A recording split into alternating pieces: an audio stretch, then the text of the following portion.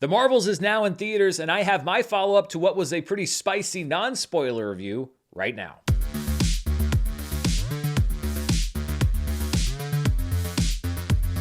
Hello everybody, I'm Dan Murrell, and this is my spoiler review of The Marvels. I did my non-spoiler review earlier this week, so if you haven't seen the movie or if you don't want to know what happens, you can go watch that review to get my thoughts, which were fairly negative, and then come back and watch this review, which goes a lot deeper into the reaction around the movie and then my specific thoughts on the plot. But if you have seen The Marvels and you want to talk about the movie, let's talk about it. And let's start first of all with the reaction that I've gotten to my review. It was a very negative review, and a lot of people were kind of surprised by how negative I was on the movie. And I've also gotten a lot of response from people saying, you're crazy, you were way too hard on it, it was so much fun, I had a great time, what did you expect, you want too much from Marvel movies, all of these different things telling me how and why I'm wrong. And to that I would say, okay, that's fine. I don't really care. It doesn't change what I think about the movie. It's not that I don't care what your thoughts are, but I'm not really swayed in my opinion on the film because, and I've said this so many times before, everybody looks at film differently, everybody reacts to things differently, and I've made no secret of the fact that I am very much a story guy. I am a story-driven guy. I think it is the fundamental of what a movie needs in order to succeed, and I think that the story in The Marvels was an absolute mess. I understand that people had a great time. Some people don't care about story as much. They like the humor. They like the character interactions. I liked a lot of that stuff too, but for me, the fatal flaw of the movie was the story, and it completely undermined everything else. It is kind of funny though, because a lot of the responses I've seen, and maybe it's because I just set a really low bar for people, are saying things like, hey, come on. I mean, I know it wasn't one of the greatest Marvel movies ever, and it wasn't even really that good of a movie. And, yes, the villain was really bad. And yeah, the story didn't really make that much sense, but come on, it wasn't that bad. It's like, with friends like these, who needs enemies? I definitely expected some blowback and people to disagree with me. That's part of being a critic. I mean, that just comes with the territory.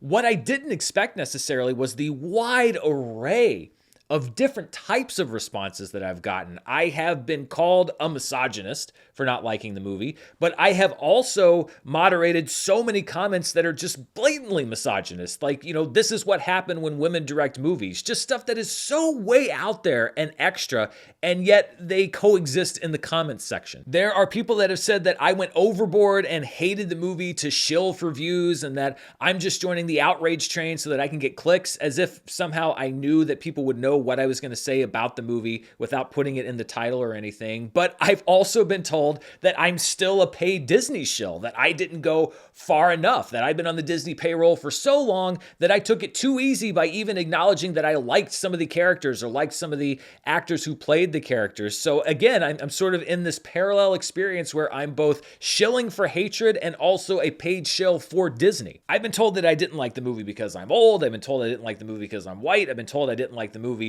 because I'm a man. I've been told that I didn't like the movie because it shouldn't be criticized and that the movie isn't meant to be analyzed, that it's just meant to be watched and enjoyed, which is really one of my, that's one of the most mind-blowing things, and I hear it all the time. Just sit back and enjoy it. It's not meant to be analyzed. Well, no, it's a movie. That's literally what my job is. It's to analyze a film. It's not to be negative about a film. It's to be critical of a film in that I look at things like story, which was my big sticking point with the film. It really is one of those situations where no matter what I thought of the movie, people were going to get angry at me. And there are a few of those that come out every single year, and you just kind of prepare yourself for it. And I knew that, listen, Brie Larson and Captain Marvel and all this stuff, the conversation has been going on about this for literally years. There are people that are still angry about something that Brie Larson said at an award show 5 years ago. So obviously, yes, people are going to come into this locked and loaded. I will say, though, that there are some people who say that I have joined a club, that my eyes have been opened, and that now I am have been initiated into this group that I finally understand why Disney's terrible and why Brie Larson's the worst and why the Captain Marvel was the worst movie ever, and it took you so long to figure it out, but now you figured that out. To which I would say, no, I don't want to be part of your club, and I think it's actually kind of ridiculous. A lot of those videos, and I see them pop up in my timeline from time to time. It's kind of crazy to me that somebody would be able to make stuff for 5 years or more that's basically saying the same thing over and over and over again. But there are also people that watch those videos to hear people say the same thing over and over and over again. But I don't particularly think that anybody's viewpoint was validated here. I know that some people want to lay this on the fact that, oh, you hired Nia DaCosta to direct this movie. Or some people want to lay it on the fact that, like, well, Brie Larson's the star of the movie, so of course it was going to be terrible. I actually think it is much more indicative of a institutional failure at Marvel, and it's a much bigger failure. It goes far beyond the Marvels to a lot of other different movies, including, in my opinion, Doctor Strange and the Multiverse of Madness and Secret Invasion on Disney+. That, to me, is where the movie went wrong, not who they chose to feature in the movie or who they chose to direct it. So that's the one thing I will reject. I don't want to be part of that club. I don't want to belong to that club. Honestly, I think a lot of folks would have been saying the same thing about the Marvels, whether it was a great movie or a terrible movie, because that's just the brand. At that point, I did honestly go into that film hoping that it was going to be really good, and it just wasn't for me, and to a pretty large degree. But that is not indicative in any way of me taking some kind of a turn, the scales falling from my eyes and going like, oh my God, it was Brie Larson all along. No, just no. By the way, and really just a public service announcement, if you think you're being very clever by quoting that South Park Panderverse special in the comments, I hate to tell you, but about 400 people have already beaten you to that. So, you know, you can do it, just it's not really that original or clever. Thanks, Matt and Trey, for that, by the way. That's going to be a fun thing to deal with in the comments for years to come. Okay, so let's get away from the reaction, and usually I don't spend that much time talking about it, but I do think that it's kind of a big part when we talk about this movie. And let's talk about the movie itself. As I said in my non-spoiler review, I think the ultimate failing for the movie was the story and how it was structured. And for me, that started very early on. I don't think that things were very well connected. The Kree Skrull stuff was kind of picked up and dropped. There was a lot of it that was overly expository as far as what I think were reshot scenes where you had to compress things that were cut, but then there was some stuff that didn't really pay off unless you knew the history, which they didn't tell you very much. I just think that there were a lot of narrative choices in this movie that were really poorly thought out, and I think that it was part of the process. And usually I don't consider the process foremost in my mind when I'm watching a movie, unless the movie makes me consider that process. And that's really what the pace and the storytelling of the Marvels did for me. I was sitting there thinking about the process of how the story was put together because the story was so poorly put together. Darbin is also, I think, a huge critically weak spot of the movie. I just don't think she's that good of a villain. I'm sure it has been pointed out elsewhere, but halfway through the movie, I also realized that she had the same villain plan as President Scroob from Spaceballs. Like, literally, the atmosphere on her planet had run out, so she opened up a big suction thing to suck air out of another planet and give air to her planet. Listen, I'm not a science guy. Scientifically, I'm not really sure if that would work, if you could revive the air on your planet by just pumping in a bunch of other air. The same as I'm not really sure that you could relieve a drought by dumping a bunch of seawater into an empty seabed, but, you know, that was her plan, so it is what it is. It's Megamaid. She's gone from suck to blow. What? They're getting all their air back. Do something. Really, I just thought that the character was completely one note, and it's a shame because I think there was a lot of potential there. The idea that Captain Marvel's actions at the end of the first movie in destroying the superintelligence had these unintended consequences and caused this civil war and planetary destruction is an interesting one. And I think that that may have been the focus of a sequel that was only Captain Marvel centric, that it was about Carol and what happened in that last movie. But then you add in all these other ideas and it kind of got put on the back burner. But I think that's an interesting idea, and I think that could have actually been a very rich conflict between a hero and a villain. The hero thinks that they saved the planet. The villain thinks that they doomed the planet and calls her the Annihilator. And then you have this very complex relationship where neither of them's totally wrong, neither of them is totally right, and they blew it, I think, with that, because it just becomes yet another kind of cackling, I have a big hammer bad guy, and all of that potential psychological complexity is just gone. The idea of the bangle and the two bangles was really also something that I think was a bit short-sighted. I know that there was a little bit of setup in Ms. Marvel that there was a Kree origin going on there. I just don't think there was enough forethought put into the different bangles and the fact that they are ancient artifacts and that they were, they tell us, oh, these big ancient artifacts were used to create all these different portals in space and that's where everyone travels. That's a cool idea, but it was so rushed in the setup and the execution that it just fell flat for me. And I think this again goes to the fact that Marvel's developing so many things simultaneously that, one creative team is just barely able to read what the other creative team does before they have to jump into it. And you really don't have any development time. Of course, the two bands are eventually joined together, and there is a hole torn in our reality that imperils everything. And we get the finale of the film where Monica flies through this hole in reality and closes it with her Spider-Man photon powers, and then is trapped in that other reality. Putting aside the fact that this is basically the same as the ending of Quantumania, except that Quantumania immediately undid that and brought them back from the quantum realm. I'm also just not entirely sure with how it's setting up what it's setting up. And this was obviously the big buzzworthy moment of the movie. I've had so many people say, how could you not like the movie based on what it set up? The end credits were so amazing. We see Monica in that med bay. She has a variant of her mother who's in that binary Captain Marvel costume. And then, of course, we have the CG version of Beast. I guess they couldn't get Kelsey Grammer to put the makeup back on. I don't blame him. He's an older guy. Why make him go through all of that? I didn't think it looked particularly great, but I've always thought that Kelsey Grammer was the perfect voice for Beast. And then you have that revelation. You've got the big X-Mansion doors, and it seems like this will be the inciting incident to bring the X-Men into the MCU. And the emergence of the X-Men in the MCU is something that has been very anticipated by me.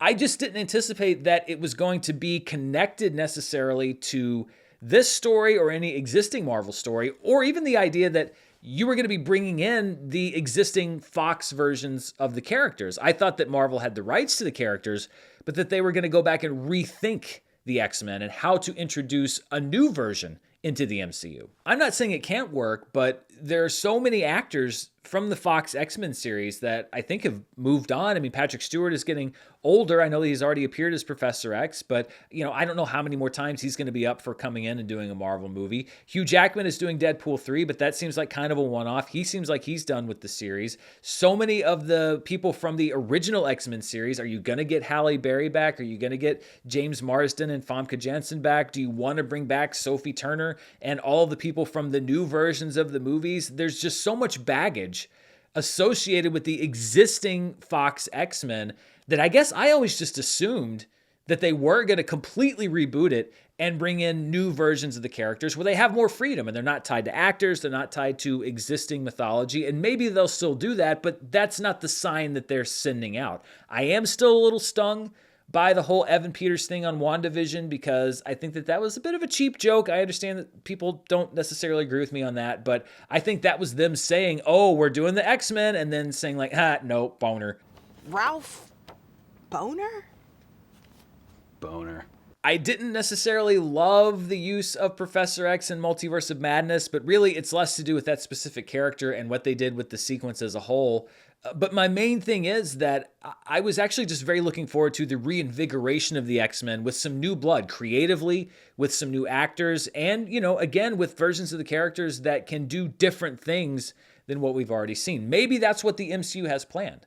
And honestly, I hope that's what they have planned, but I also just wasn't anticipating that it would be tied into all of this existing story. So we'll see how they do this and how many of the X-Men from the Fox universe come back and maybe how they reinvent it. Perhaps there will be some kind of a pass the torch transitional thing. I think they could pull that off, but I'm much more wary now about the entrance of the X-Men into the MCU than I was before. As exciting as it was to hear Kelsey Grammer's voice, I'm just not quite sure how I feel about bringing those X-Men into the MCU.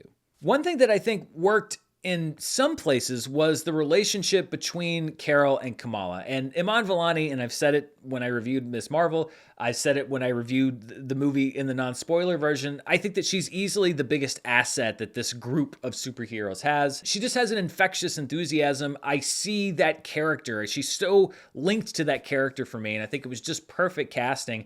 And I so wanted this movie to be really, really good. and to launch Miss Marvel successfully into the MCU, and really just to kind of give her kind of a personal win, because she has such obvious excitement for the source material and for playing this character. And I hope that whatever failure this movie might experience doesn't spill over onto her and her future, because whether it's part of the group of younger Avengers or not, I'd prefer to kind of let her do her own thing. I do want to see more of Iman Vellani in the MCU. And I thought that she and Brie Larson did have a pretty good on-screen rapport. Again, if I'm going to criticize it, it's not them, it's the way they told the story, because there was a lot of deeper stuff that, again, in a longer movie, in a more character-driven movie, I think could have been very interesting. There was that moment when the Skrulls were being attacked and they're trying to save as many people as they can. And Kamala says, come on, we got to save these people. And Carol kind of snaps at her and says, no, save who you can, let's go. And basically dooms some of these Skrulls to die. And there was a really well-played moment from Iman Vellani where you see this disappointment, this disillusionment, this idea of the perfect hero that she thought that Carol Danvers was being shattered. And there's a little awkwardness between them for a couple of minutes, but it's pretty easily resolved. And I actually kind of was interested in that more so than really anything I'd seen to that point, because that, I think, is a really believable conflict between characters. You can have characters who eventually get along, who are part of a team. They don't have to scream at each other. They don't have to hate each other. But I thought that that was an interesting story beat. The idea of almost this maturation of Kamala, where she realizes that no hero is going to be the person that you idolize. They're humans, they have shortcomings, and to have her grapple with Carol's shortcomings, to have Carol grapple with her own shortcomings, seeing it through the eyes of Kamala, I think could have been interesting, and they did about 10% of what they could have. This was a very short movie, and I don't know how much of that was ever written or was ever cut out, but that was, again, for me, and this is a big trend on the Marvels, a missed opportunity where I think you had it right there and they just kind of let it slip through their fingers. And if I had the ability to kind of view any documents in the Marvel archive, I would actually want to see the different versions of the script, what was written, what was shot, what was rewritten, what was reshot, because it's obvious that there was a lot that was at a minimum cut out. And I think, according to reports, much of it was also part of weeks of reshoots that were done, because there are so many like little pieces and fragments of things, like the musical planet and the fact that Carol has a husband and she's married. That could be interesting, but it's given such small screen time, and for something that's such a big swing, it actually kind of surprised me that they breezed right through it. It's almost like, well, then why did you do it at all? And you can see those loose ends, like the character of Carol's husband, who's played by Park Seo-joon. I was not familiar with him, but apparently he has a massive worldwide following. And I've read some reports that people were upset because he had such a small amount of screen time, less than 5 minutes, because especially in Korea and other parts of the world, they were really pushing him as part of this movie. And the fact that he's in it so little, I think, says that one of two things happened. Number one, he originally had a much bigger part that was cut down drastically by reshoots, which is not great and certainly a disappointment to people who were excited to see him. The second version, I think, is even worse, which is that it was an extremely cynical move to activate a worldwide fan base for a role that the people at Marvel knew was not a significant role in the movie. But I just don't think that that was the case. I think that this was a character who probably had a much bigger part in the film, and then everybody, I think, was surprised when they saw the end result to say, oh, wow, that's just a little bit of what I did. You can see those things if you're looking for them. I'm not saying that everybody has to respond as negatively as I did, but they're right there. I mean, it's really hard to argue the misshapen form of the story. It's all right out there. The biggest defense I've seen of the movie is that it's fun and it's funny, and I can't deny that I would agree with parts of that, although there were some parts that I did not find as funny as a lot of people seem to. I've seen many people quoting the whole Flurkins eating the crew members thing to memory from Cats as the funniest part of the film. I didn't think it was that funny. Again, I think it could have been if it had been properly set up, but it was such a kind of haphazard throwaway storyline, and then it seems like they just put it in to have this montage, which again, tonally didn't fit with so much of the other parts of the movie. But as I've been saying, I get it. Not everybody weighs those things as seriously as I do, tone and narrative, essentially. If it's a funny sequence, that's enough for some people, and that's fine. I'm not looking down on it. It just didn't really hit for me like it did for a lot of other people. It's funny because I've often been told that I'm too easy on comic book movies. People said, I can't believe you liked Ms. Marvel, or I can't believe you didn't hate Blue Beetle, which I didn't hate Blue Beetle. I thought it was fine, but I didn't think it was a dumpster fire. I certainly didn't hate either of the two Venom movies. I actually quite liked the first one. The second one I thought was fine because they may be simple and they may have storytelling flaws, but they still are coherent stories. They're still put together in a way that even if the story isn't great, it's still a story. And this movie didn't have that. And that's why I came down so much harder on this movie than I have a lot of other comic book films. I actually am a comic book movie fan, and I would say that I do generally probably skew a little bit more positive on the genre than many other critics. It's just that I couldn't get there with this one. It does have some funny moments. It does have some good performances. It does have some good action scenes. It's not completely devoid of any kind of positivity. And it is disappointing because I understand that there are stakes larger than whether the Marvel movie is good or not as far as who gets to be cast as the leads in superhero films.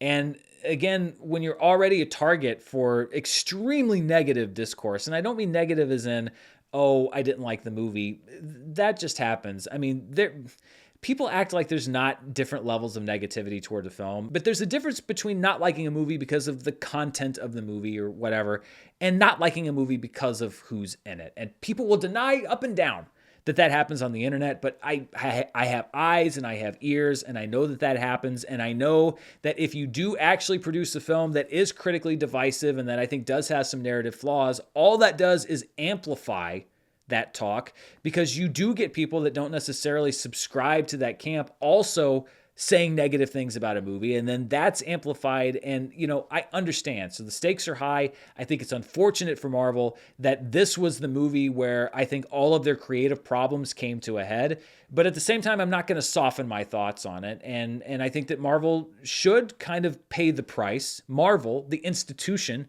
should kind of pay the price for what I think is a pretty sloppy creative process. I just think, unfortunately, there's a lot of collateral damage to that as far as talent that is involved in the film and that maybe necessarily didn't have a say on things like story structure and the script of the movie. So those are my spoiler-filled thoughts on the Marvels. What do you think? Was story not as important? Are you in the I thought it was pretty fun camp? Let me know down in the description below, and stay tuned right here on the channel. I'm going to have my If I Ran Marvel video that comes out next week, which will address a little bit of what I talked about here, as well as some other steps I would take to try to right the ship. And it is definitely not just confined to the Marvels. And I've got some other stuff coming out, reviews, and a couple of really fun things, including my longest video ever that you'll see in the next couple of weeks. I'm excited to bring that to you. Thanks so much for spending part of your day here with me. Until next time, stay safe, and I'll see you then.